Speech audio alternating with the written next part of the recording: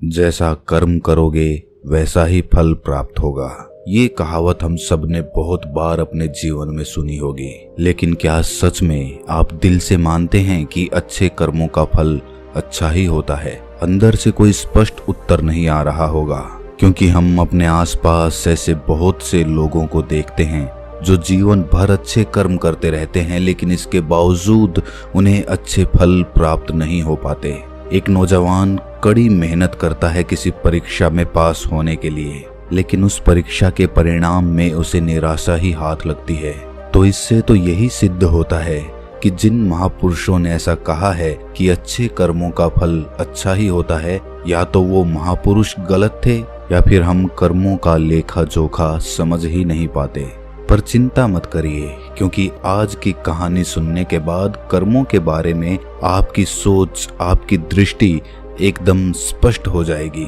कहानी को आखिर तक सुनने के बाद भी अगर आपके मन में कर्मों के बारे में कोई सवाल रह जाता है तो आप कमेंट सेक्शन में जरूर पूछना, क्योंकि आपके सवाल ही हमें चिंतन करने पर मजबूर करते हैं। पुराने समय की बात है। किसी गांव में श्यामू और राधेश्याम नाम के दो भाई रहते थे।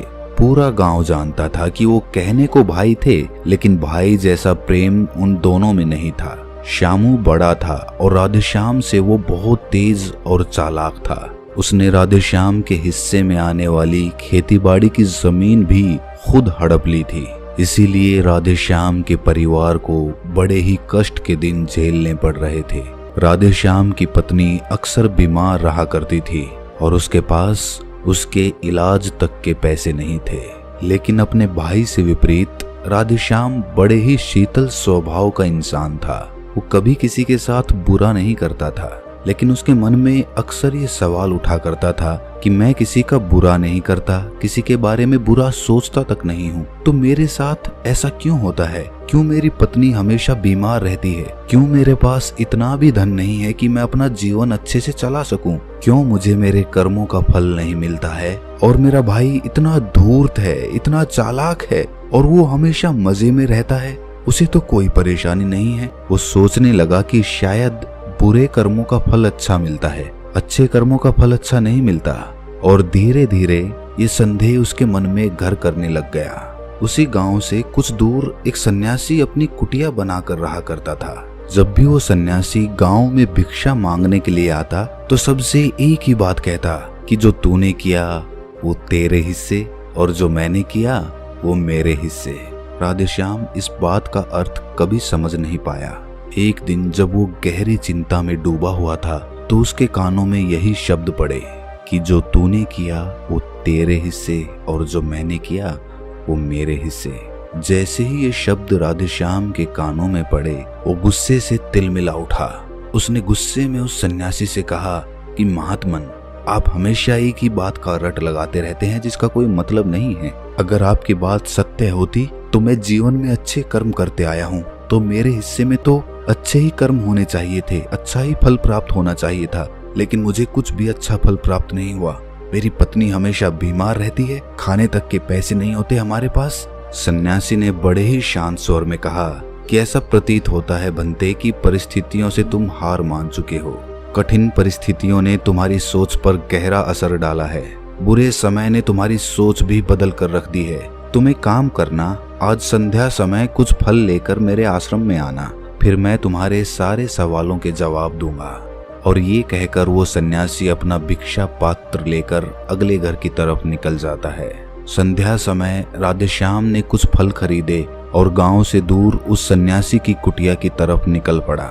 जैसे जैसे वो रास्ते पर आगे बढ़ रहा था, उसे अथाह शांति का अनुभव हो रहा था, क्योंकि रास्ता गांव से दूर था, इसीलिए उसमें कोई हलचल नहीं थी। बस रास्ते में जगह जगह कुछ लंगूर और बंदर दिखाई दे रहे थे। राधेश्याम के मन में आया कि वो कुछ फल उन बंदरों और उन लंगूरों को खिला दे, लेकिन फिर उसने सोचा कि अगर मैं फल लेकर सन्यासी के पास नहीं गया तो मेरे सवालों के जवाब मुझे नहीं मिलेंगे। इसीलिए बंदरों से वो फल बचाता हुआ उस सन्यासी की कुटिया तक पहुंचा। जैसे ही राधेश्याम उस कुटिया में पहुंचा, वैसे ही सन्यासी बोल पड़ा, अगर मन में था तो ये फल खिला क्यों नहीं दिए बंदरों को?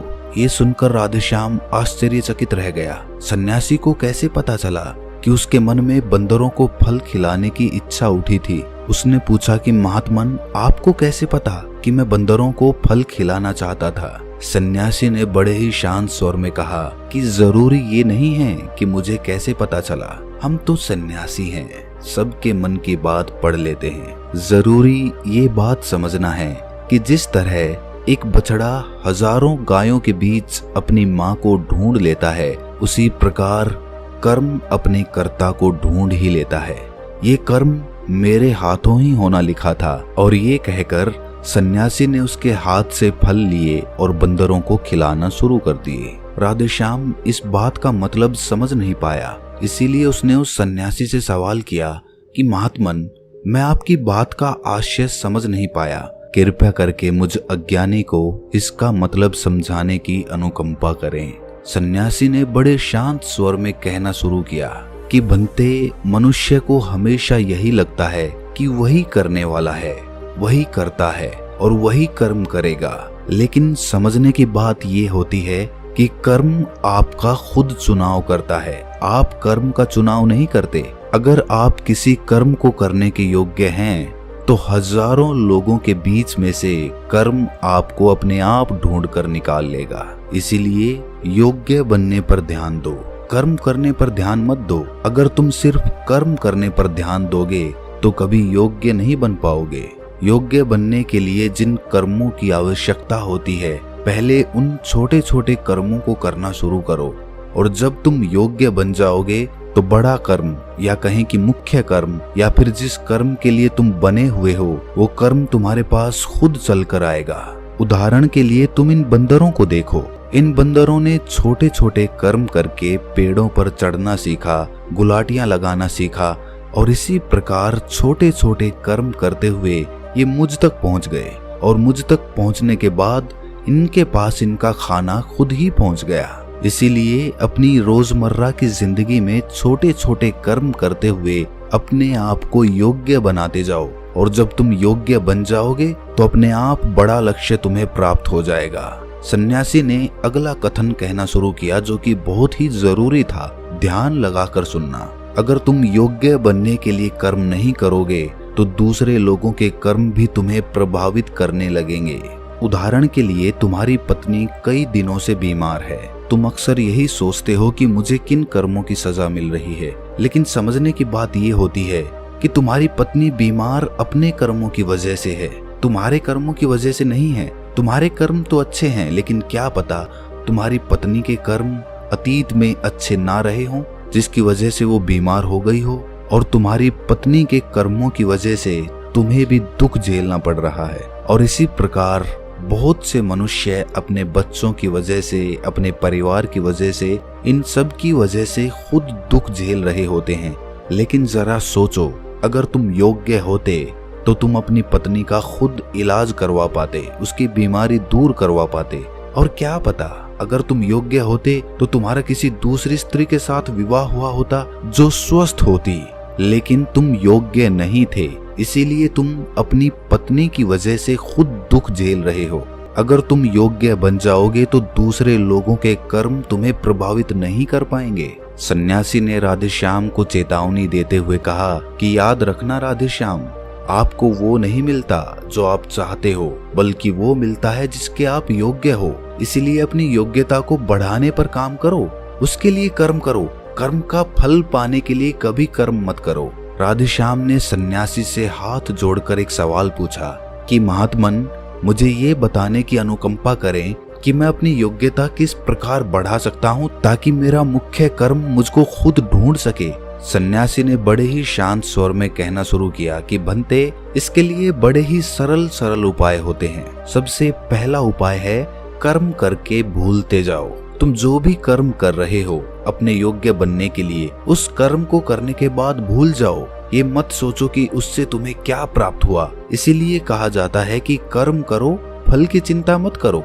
अगर तुम फल की चिंता करोगे तो वास्तविकता में तुम कर्म कर ही नहीं रहे होगे। अक्सर मनुष्य की पीड़ा का ये एक बहुत बड़ा कारण होता है। वो सोचता है कि मैं कर्म तो अच्छे कर रहा हूँ, लेकिन मुझे फल प्राप्त नहीं हो रहे, और यही पीड़ा उसके मन को ठेस पहुंचाती रहती है, उसको अपने लक्ष्य से भटकाती रहती है। किसी कर्म को करने के बाद अपना आकलन जरूर करें, लेकिन फल की चिंता ना करें।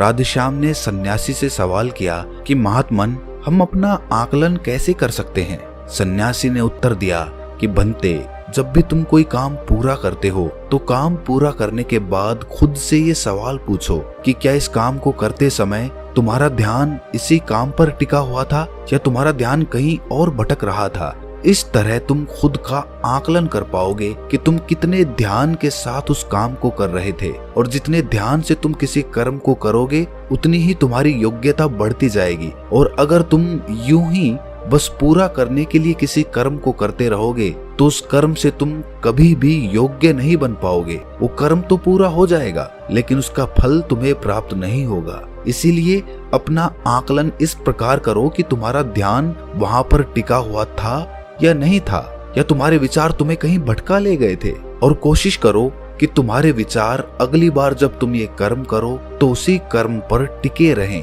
इधर उधर दूसरी बातों में भटके ना। राधेश्याम ने इस पर एक सवाल पूछा कि महात्मन, जब भी हम कोई कर्म करते हैं तो हमारा मन विचारों से ग्रस्त हो जाता है, वो तरह तरह की बातें सोचने लगता है, तो हम किस तरह अपने मन को एक ही कर्म पर टिका कर रख सकते हैं? इसके लिए कोई उपाय बताएं। सन्यासी ने इसका उत्तर देते हुए कहना शुरू किया कि बनते, जब भी तुम किसी कर्म को करते समय अपना पूरा भाव उसमें डाल देते हो तो तुम्हारे विचार उसी कर्म पर केंद्रित रह सकते हैं। पूरी निष्ठा, प्रेम और सद्भाव के साथ किया गया कर्म तुम्हारे विचारों को इधर उधर नहीं भटकने देता।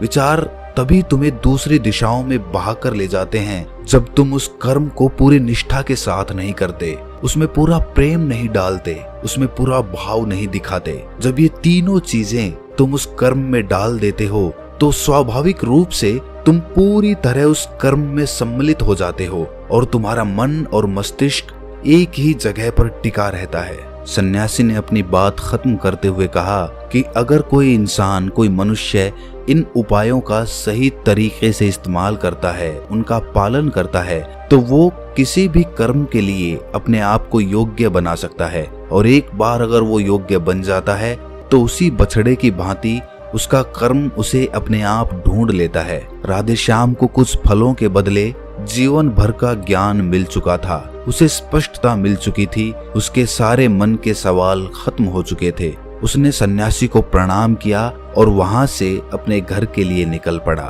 रात हो चुकी थी और रास्ते पर अंधेरा छाया हुआ था। वो इन बातों के बारे में विचार करता हुआ अपने घर की तरफ निकल पड़ता है। तो दोस्तों, कैसी लगी ये कहानी आपको? कमेंट सेक्शन में जरूर बताना, और अच्छी लगी हो तो इस चैनल को सब्सक्राइब करके नोटिफिकेशन बेल को जरूर प्रेस कर देना। तो मिलते हैं अगली कहानी में, तब तक के लिए अपना ख्याल रखें।